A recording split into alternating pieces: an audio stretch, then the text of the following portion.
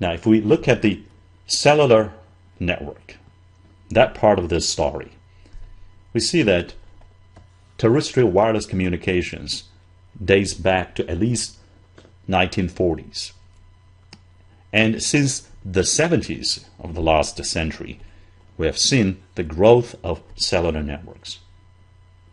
From the first generation analog communication to second generation digital communication in the 90s, bridging through 2.5G to the third generation, heavily focusing on data application in the last decade, and now to what people call the fourth generation, one of which is called the long-term evolution LTE networks that's being rolled out in America as well as in certain countries in Europe and Asia. Over the next few years, we can anticipate a lot of LTE deployments. Okay. Now, back in the 1980s, some estimate that there will never be more than 1 million cellular users in the US by year 2000.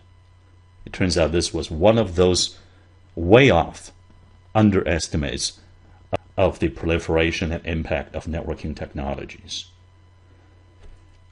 Later in Lecture 18, we will talk about a different kind of wireless networks we also use a lot, the Wi-Fi networks. They started in the late 90s and continues to today. So today's focus is cellular network. And what is a cellular network? Why do we call that cellular? What is a cell? Now I have to first understand that the air interface of a cellular network or Wi-Fi networks use parts of the electromagnetic spectrum. For example, in Europe,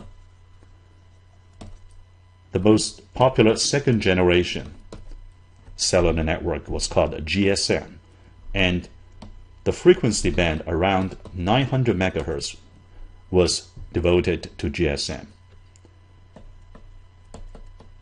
And one of the popular third generation networks was called UMTS, whatever that means. We're not going to be bothered with the acronyms too much today. 1.95 to 2.15 gigahertz part of the spectrum was devoted to UMTS. And these are the so-called licensed band, meaning that you have to pay government a lot of money in order to have the right to transmit. And for example, in the US, the government has collected tens of billions of dollars from wireless operators and sell them the right to transmit in different regions of the country in different parts of the spectrum.